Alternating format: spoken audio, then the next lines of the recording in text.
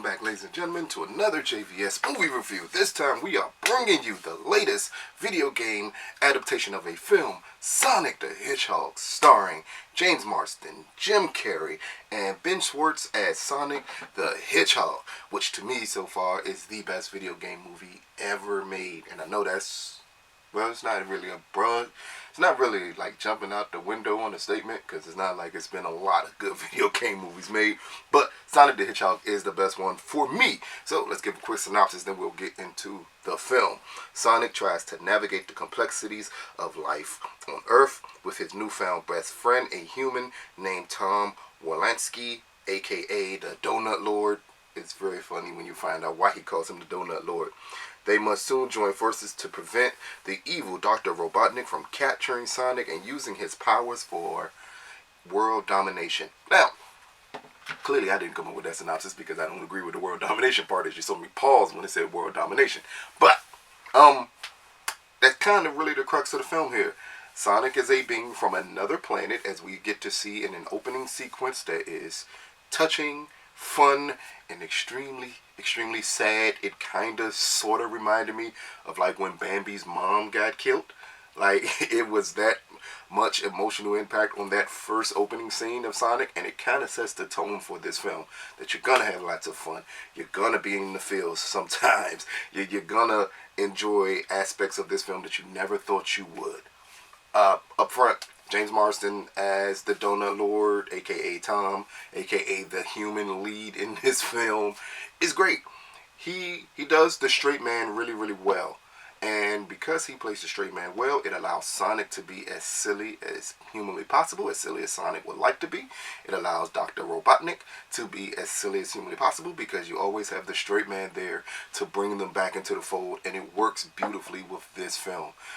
Just the character of Sonic completely. Like, we already know the controversy surrounding this Sonic character, that they had to go back and redo the character because the first time they decided to attempt to make a realistic looking Sonic in a film that is supposed to be based off a video game, which no one asked for, and fans revolted against it, and amazingly the studio went back and said, you know what, we screwed the pooch on this one, let's redo it. They did it again. This Sonic looks great. Granted, at times, because of the budget restraints, at times it seems like he doesn't fully belong in the world. I think if you would have had another 20 to 30 million in the budget, maybe you could have blended that a little bit better. It's a slight of a distraction, but not big enough for you not to enjoy the movie, especially when he's in the real world or Earth. It just looks a little wonky from time to time, but the action, the humor, everything is so like nonstop and so at you. You kind of like, you notice it, but then you're like, okay, I'm not going to pay too much attention to it. And I think that's the good part. Again, the plot for this film is very thin, which should be the case. It's a Sonic the Hedgehog movie. You don't need overly complicated plots. Dr. Robotnik wants to catch Sonic because Sonic has unlimited power. He doesn't know how the power works, so that's why he wants Sonic. Tom, for some odd reason, helps Sonic out. We never fully get a good explanation on why he does it, except for he's just a good guy, and it works. Sonic as a character is funny, charming, everything humanly possible. Everything that Detective Pikachu was in Detective Pikachu, but better. The key separation between Detective Pikachu and Sonic the Hedgehog is the humor interaction with the characters. At times with Detective Pikachu, the humor interaction didn't feel good. It didn't flow as well as it should have. In this one, it's on the money, partially because of a great performance by Jim Carrey as Dr. Robotnik.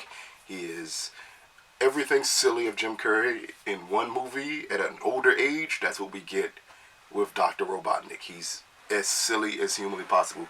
Kind of a lot reminded me his movements of when he was like doing, now I'm old here, when he was doing like Fire Marshal Bill and things of that nature, and those type of body movements in this film really makes it like fly off the screen whenever he gets on the screen. Granted, it's a scene or two where he wasn't needed to do things, but he did it anyway, and you're just like, okay, I'm gonna go with it. I'm not gonna let that ruin my joy and excitement over Sonic. And that's the key part. It's joyous, it's exciting, it's clearly a kids movie that adults will like. there are some adult jokes in here that you're going to get that's going to fly over your kids' heads, kind of the way like they did with Shrek. So it's enough in here to keep you in tune with this film, which is, again, the best video game movie ever made. So, Sonic the Hedgehog, rating out of 10, I'm giving it a 7 out of 10. And I know 7 out of 10 for me to say best video game movie ever does not sound like a high score, but I want you to think of all the video game movies before this one and think about what those scores would be. 7 out of 10 is great for Sonic the Hedgehog. You're gonna like it. Your kids are gonna like it. It's two post-film scenes.